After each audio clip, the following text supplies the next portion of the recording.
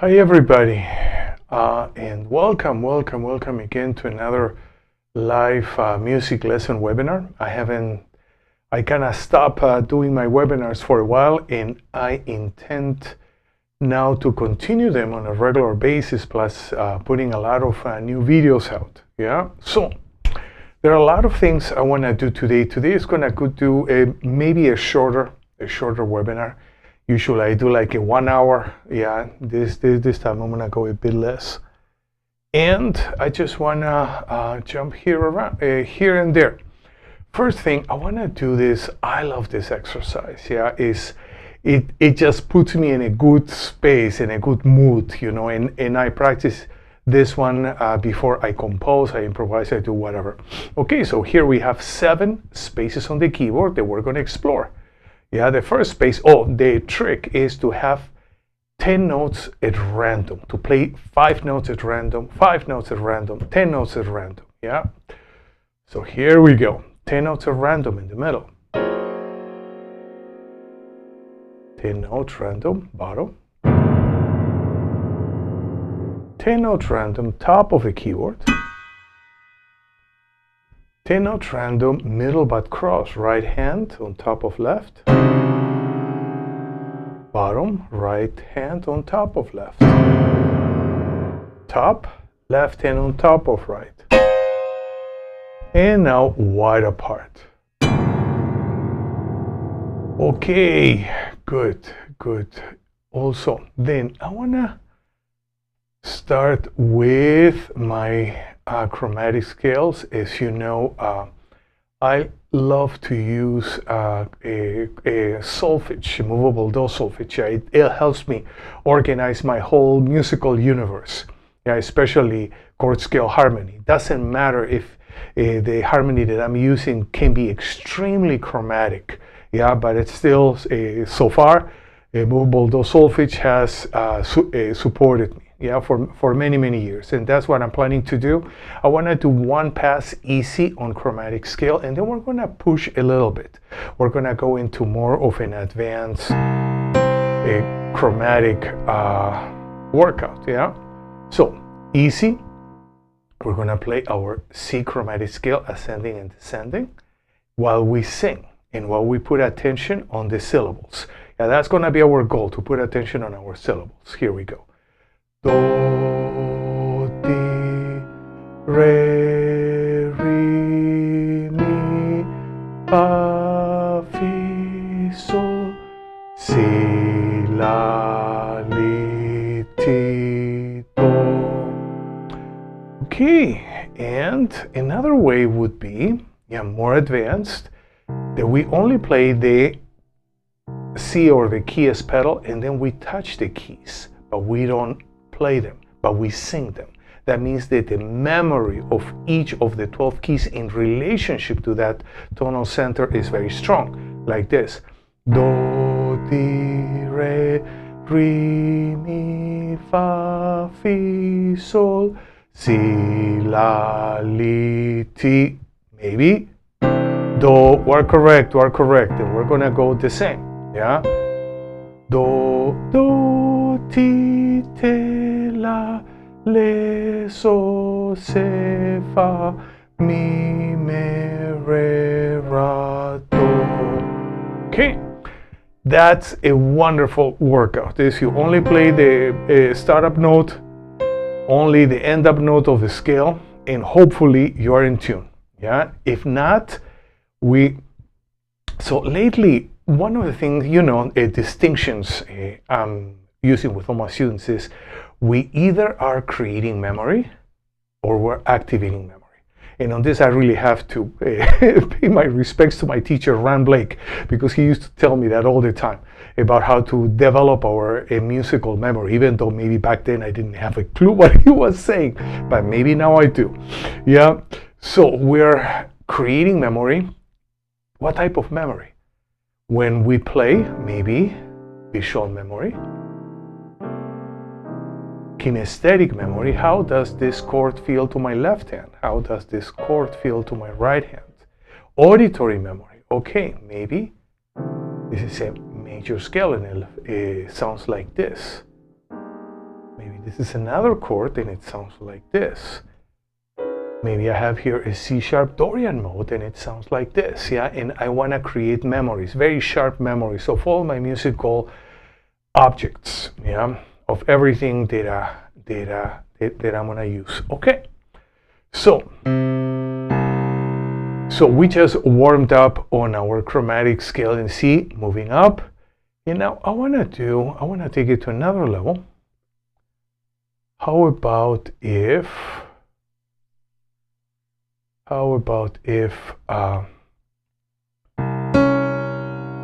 we're gonna do double approach notes to every chromatic scale ascending and descending. Yeah, so we're gonna do our double approach notes, yeah? And we're gonna create memory. Yeah, not activate memory. If I'm activating memory, then probably I would go like this, touching but not playing. Ra, ti, do, re, do, ti, me, di, re, mi, re, ri. Okay, yeah, but that's because maybe my memories are already strong, yeah? So, but in the meantime, we're gonna create memory. So we're gonna use the playing, yeah, playing the keyboard and paying attention. Okay, so when we create memory, the mindfulness aspect, it has to go way up. Yeah, because otherwise we don't create any memory. Yeah, we're just sitting there and doing things by rote. Time passes and we haven't done anything. Yeah, so the mindfulness aspect, our conscious attention to the moment, yeah, it has to go way, way, way, way up. So here we go. Ra, ti, do, re, do, ti, me, di, re, mi, re, ri, fa, re, mi, se, mi, fa, sol, fa, fi, le, fi, sol, la, so, si, te, si, la, ti, la, li, do, li, ti, ra, ti, do. Good, and now we're gonna go descending. Yeah, and if you can see on the second beat are just all the notes of the chromatic scale descending with the proper names. Te, la, le, sol, se, fa. But we have a double chromatic approach notes on each of the notes of the chromatic scale. So this is quite a powerful workout, yeah? And of course, guess what? We're gonna do this in all 12 keys. Here we go. Ra, ti, do, do, li, ti, ti, la, te, si, la, sol, le, fi, sol, so, fa, se,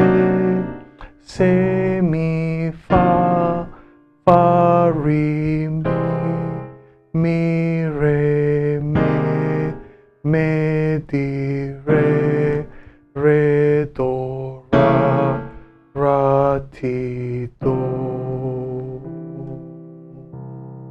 Okay. This one, of course, you're not going to reharmonize. You're just going to go ra, ti, do, paying attention. Do, li, ti, la, te, si, la, sol, le, fi, sol, so, fa, se, mi, fa, re, mi, re, me, di, re, do, ra, ti, do. Okay, chromatic scales, yeah? That's a key part of my own practice. Now what I want to do, I want to work with a mode, Dorian mode. Yeah, my wife was talking about the Dorian mode today, so I kind of got inspired.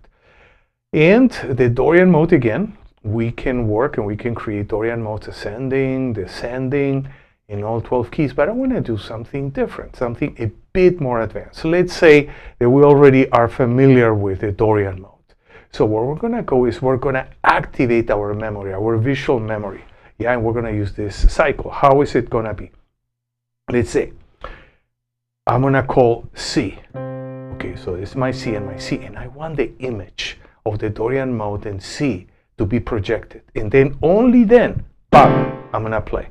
Yeah, so the same thing with all other ones, maybe G sharp. Okay, I have G sharp, and I'm not gonna play G sharp until the image of Dorian mode is projected on the keyboard. So, which means I'm activating my visual memory of Dorian mode in G sharp.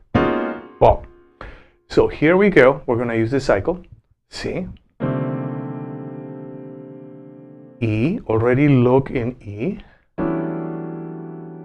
G sharp, G sharp Dorian, C sharp, that might be in between, just play the top bottom note, C sharp when you have it, F. Yeah, why don't we practice like this? I'm just gonna play the bottom and top note, and then you're gonna try to see the scale painted on the keyboard. F, A. Where is my A Dorian mode? Here it is. D. And I have my D Dorian mode. F sharp. Where is my F sharp Dorian? Oh, it's here. A sharp or B flat, either one. A sharp or B flat. And here we go. D sharp or E flat Dorian. And let's see. Okay, here it is. G Dorian. B. And back to C. Actually, this we should do with all the modes, all the altered modes, all the symmetrical scales, all the whole tone scales, all the blues scales, major, minor, bebop, whatever, pentatonic scales, major pentatonic, minor pentatonic, pentatonic flat 3, pentatonic flat 6, you name it. Yeah, scale that we're gonna use, scale that we're gonna approach like this. And guess what? We should work with our cycles. You can download the cycle page from my website.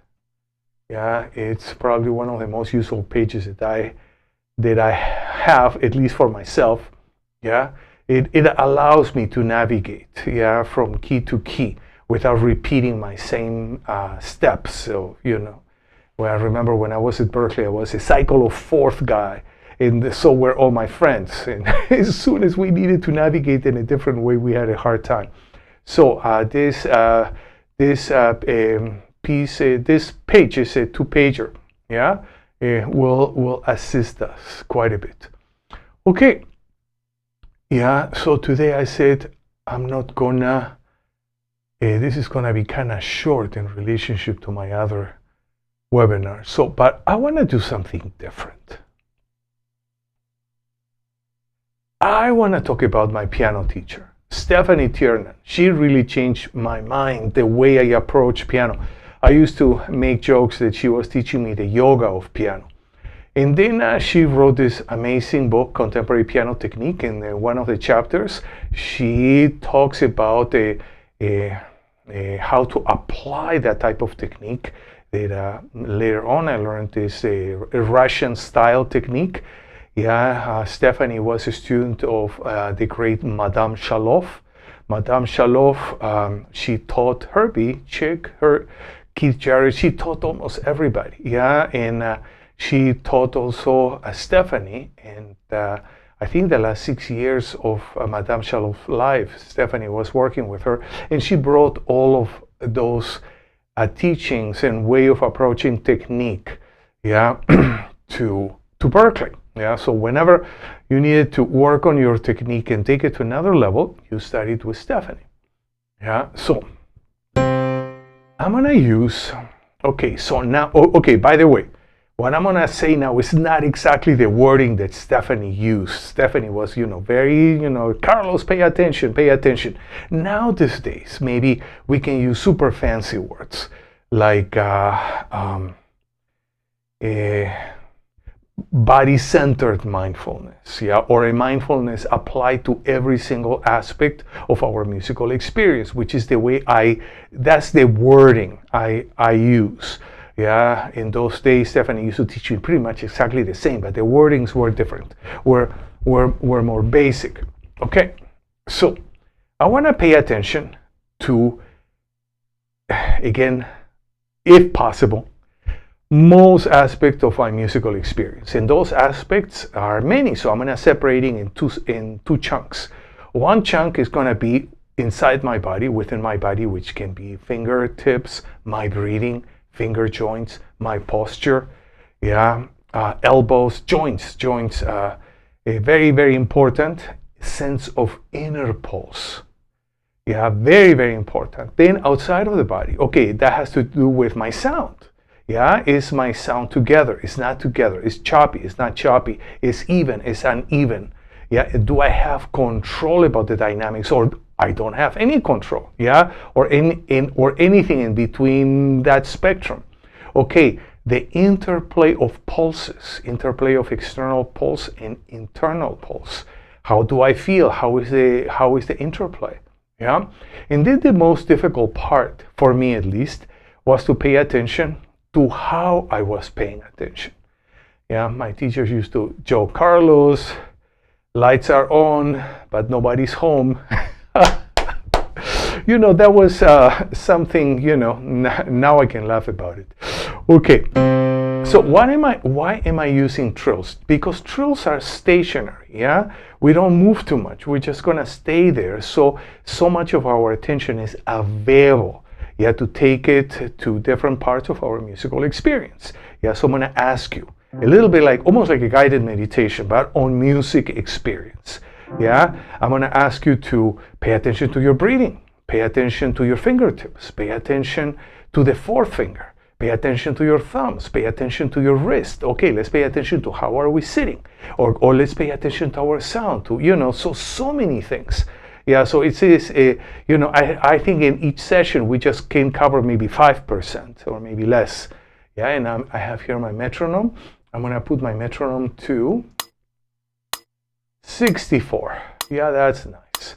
Okay, we have the fingers. Yeah, fingering for the right hand on top of the note, fingering for the left hand below the notes, and then we have the solfege. Yeah, so here we go. 1, 2, 3, and.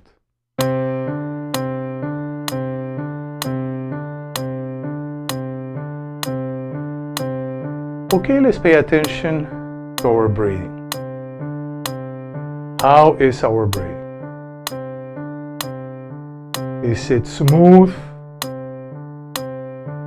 Or is it totally uneven? And let's go to mi, re, and.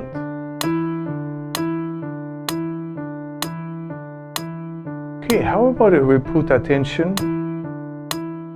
to all our fingers all the way to our wrists? How are our fingers resting or playing?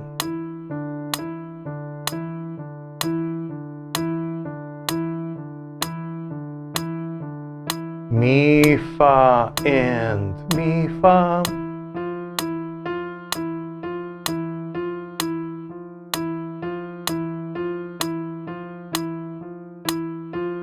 Okay, let's pay attention to that fourth finger, right hand. How is it doing?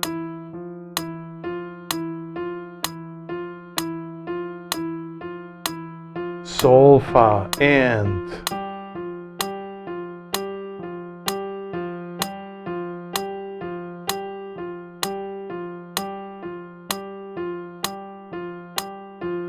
Okay, let's pay attention to our shoulders.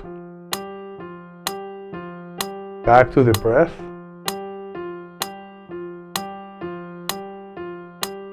Mi, fa.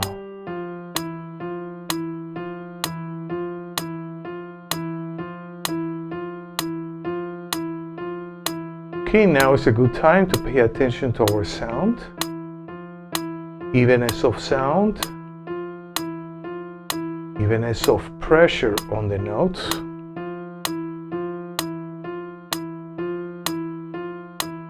mi, re, and.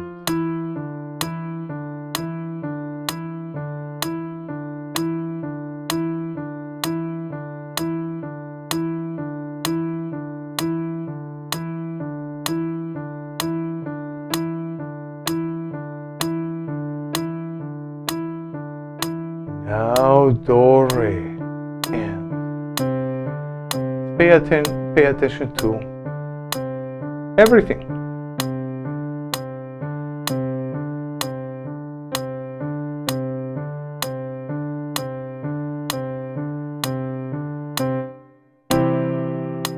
Okay, good. Yeah, I wanted to do this practice for a long time here in class. Yeah, and that's something I actually practice with my students. We practice together. Yeah, I think it's a core aspect. They kind of center us. Boom, we're here. Yeah, and then that level of attention now we can take to our voicings, to our groove, to salsa, to jazz pattern, whatever we need to do. Yeah, whatever we need to do. Okay, very good, very good. So now I want to work with, I want to work with my chords. Tension substitution chords. Not yet. Not yet. I want to work with my intervals first.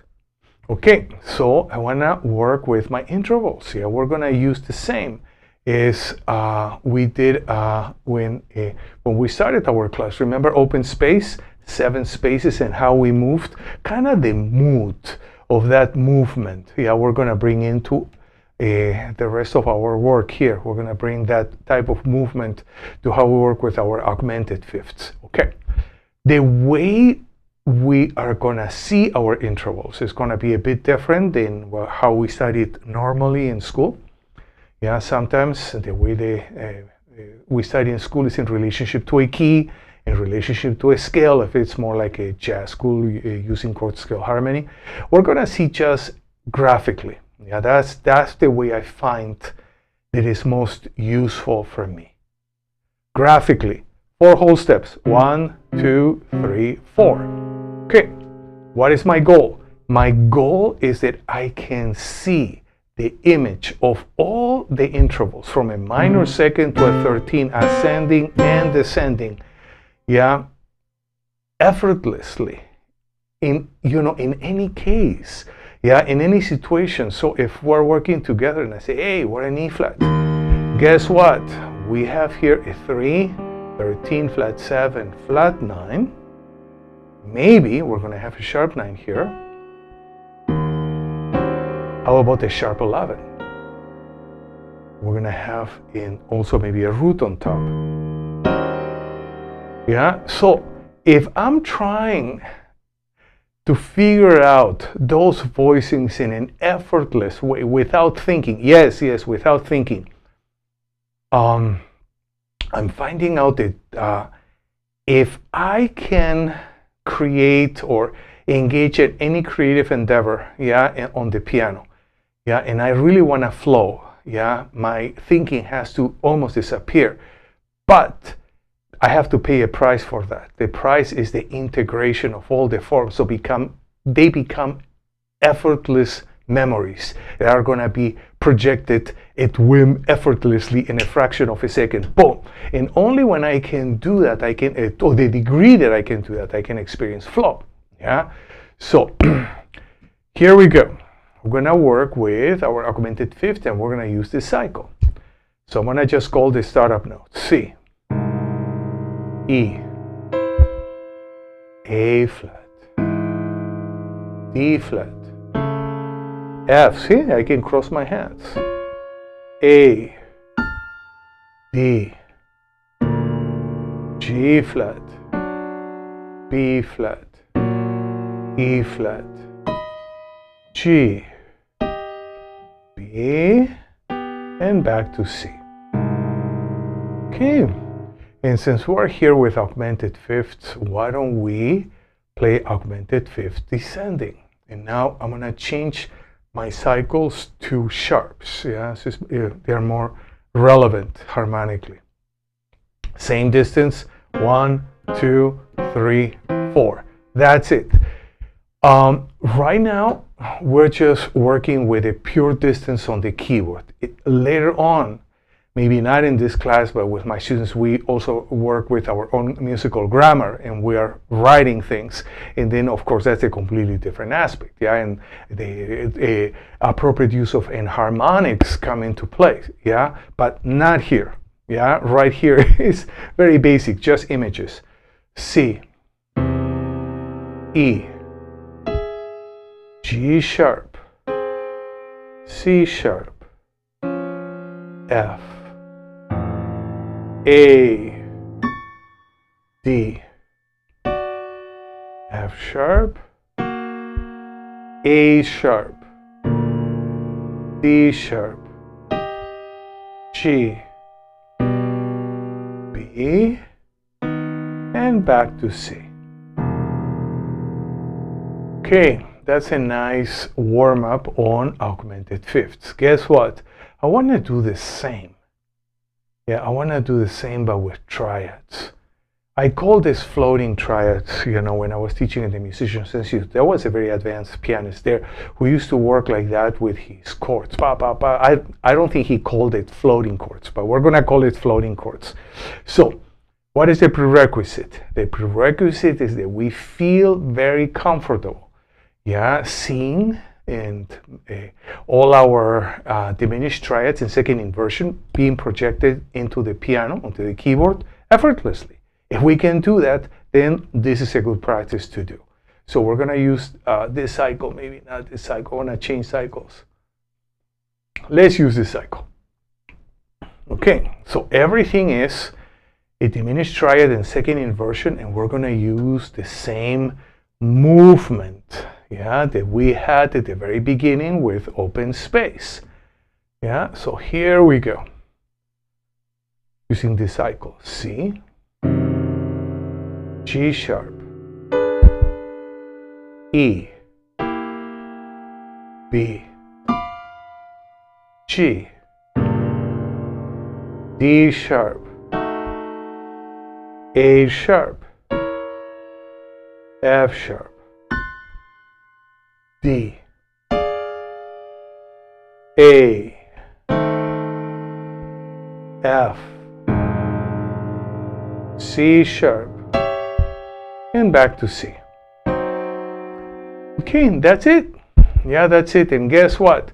We have at least in this class, we have 7 triad qualities: major, minor, diminished, major flat 5, augmented, sus4, and sus2. We have 3 positions for each, and we have 12 keys. So we're gonna explore them, yeah? So, and they're a wonderful way of practicing, okay? Now I'm gonna go into extensions, tension substitutions, and this group is called a 4-way close tension substitution voicings. Yeah, kind of long name. It just means that we have a close position voicing, so it's less than an octave, and we're going to use tension substitutions for each of the notes. Yeah. So if I have here a minor 7, better here, I'm going to choose to have a 9 for root. Oh, my root is going to move to the 9. And my 5 is going to move to the 11th. So I like the sonority, yeah. And then the challenge is, how can I memorize this chord? How can I just integrate it in a way that it just becomes effortlessly inside of me? Yeah. So whenever I play, the way I approach is I'm going to use my visual techniques with intervals, my 9, flat 3, 11, flat 7. And I'm going to use my language, yeah, movable do, solfege, re, mi, fa, te, yeah. And the combination of visual imagery and language actually allows me to integrate things really fast. Okay, so we're going to play our chord. And we're going to use this cycle, left hand root, right hand chord. Here we go, C. I'm going to go slowly, so we have time to get the image on the keyboard. A, F sharp, already be looking, F sharp, D sharp, B. If you feel that you don't get the image, maybe you can try, oh, I want a 9 flat 3, 11 flat 7. G sharp, or you can use Solfege. Oh, I want my Re Mi Fa Te. F, D, A sharp, G, E, C sharp, and then back to C. Okay. And of course, we can use all 4 positions. Yeah, we should explore, but we're not gonna explore them today. I wanna go to first inversion. So if I have a first inversion chord, C minor, I'm gonna have a 9/4 root, and I'm gonna have a 11/4/5. That's a little bit tight, yeah, for the right hand, but for the left hand, it's great. Yeah, so guess what? We're gonna do a stride. And I already got tired of this cycle, so I wanna change. I wanna change cycle. So how about this cycle? Major thirds descending, emphasizing our using sharps. Yeah, so slowly it is. And let's see. Let's see if I have an extra. Yes, I do. Okay, so this might be helpful, but this the harmonics are all over the place. Yeah, literally. Yeah, so it's just 70% helpful. Yeah, but still it's helpful. Okay, so here we go. C, G sharp, E, B, G, D sharp, A sharp, F sharp, D, A, F, C sharp. See, the enharmonics are all over the place, but it's okay for now. Okay, so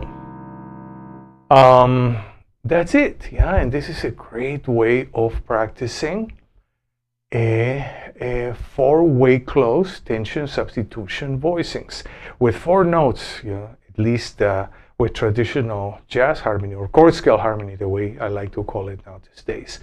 We can have up to 4 substitutions going at the same time. Yeah, and just that just opens an enormous amount of space for exploration. Okay, now I want to do one more thing before the end of the evening. I wanna work with this Montuno. It's actually from my book Ultimate Latin Riffs, but I'm kind of rewriting everything now. Yeah, and we have this 1 minor, 5/7, 1 minor. Yeah, and I'm going to play it slowly. Yeah, and we're going to have several variations actually going on. So let's just play 132. 1, 2, 3, and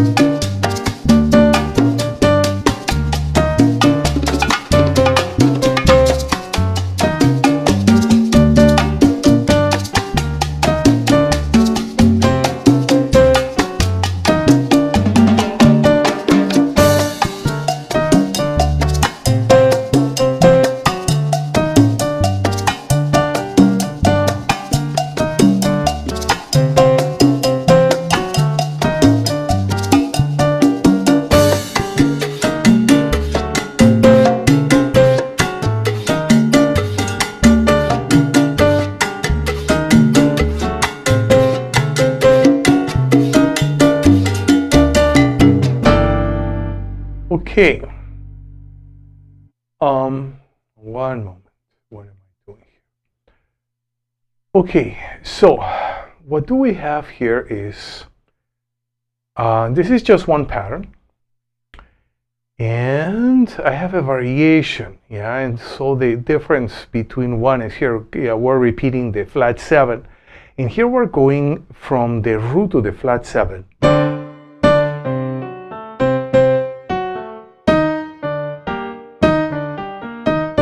Okay, so the pattern changes, yeah, pattern changes, yeah, so we're going to explore different variations, yeah, you know, and now I wanna, we just played in 132 beats per minute. I wanna go to 164. That's actually nice, yeah, and that, yeah, that would be like medium salsa.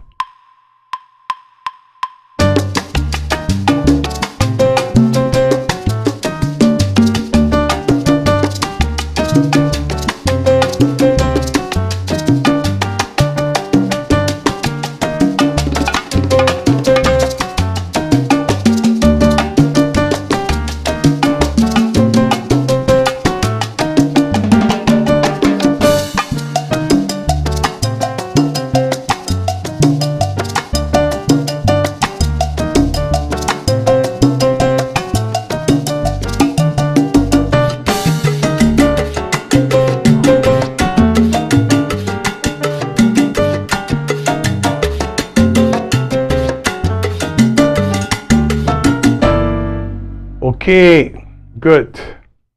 So now we're gonna go into a variation. So in the variation, especially here on the second measure and here on the fourth measure. Pop.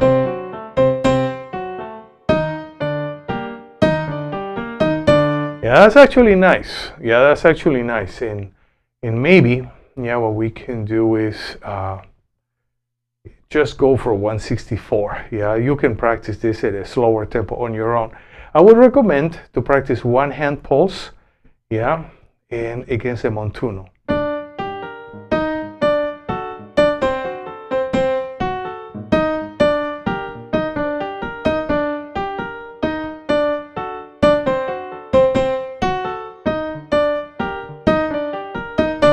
And then backwards, doing pulse with the right hand, and you do the Montuno pattern with the left hand. That way, we really are gonna develop two very strong hands, yeah, for this style. Okay, let's do it. Let's work on the second variation.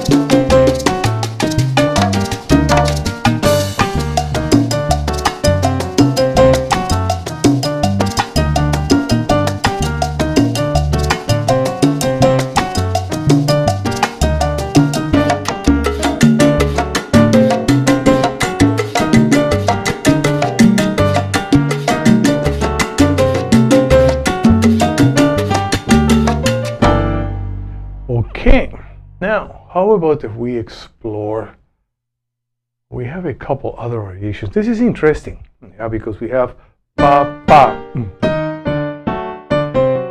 pa. This is a 2-3 clave, and it's interesting here we have an accent on the 2 side, pa pa. Yeah, so this is nice. Yeah, and it gives a different feel to it. Yeah, so we have pa pa pa pa pa pa pa. Okay, yeah, so we have, and then yes, we have to change our hands and practice our Montuno with our left hand, right hand pulse. Okay, here we go. Let's do it.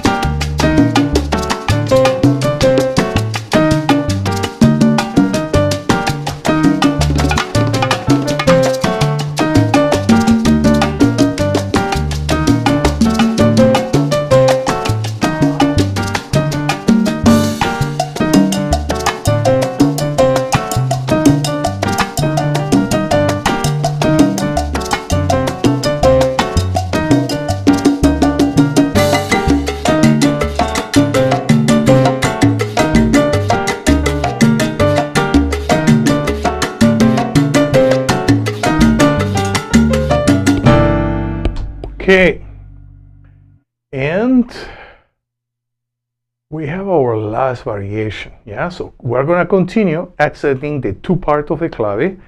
Pa pa pa de pu po pa pa ru ri pa pa pa pu ru pa ya ru ru pa a a a re o o sa a ru pa pu ru pa ya ru ru pa ya. Okay, let's do it. Let's do it. Let's do it.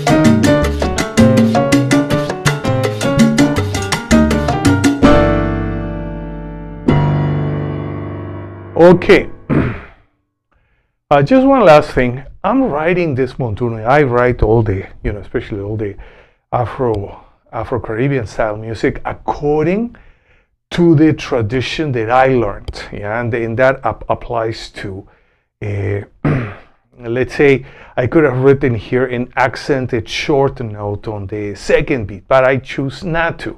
Or I could have written here an eighth note, but I choose not to. Yeah, that is going to be like the interpretation. Yeah, that is going to be done by all the different pianists according to who you are listening to. Yeah, in my, when I grew up, I was listening to a lot of Papo Luca. Yeah, and and that was one of my main influences. And then I listened to other people. Yeah, but that is gonna allow you to put the right feeling. Yeah, or the type of rhythmic feeling. You're pushing the note, you're slagging the note, you're playing the notes a little bit longer, a little bit shorter. That will be so cumbersome to try to write. Okay, very good. That's it. That's it for today. And I'm gonna actually make a commitment. I'm gonna go back into doing my music webinars. There are so many things I want to explore. I want to explore open voicings too. I want to explore reharmonization techniques. I want to explore so many things. And I'm glad that you're here and that we can practice together. So until next time.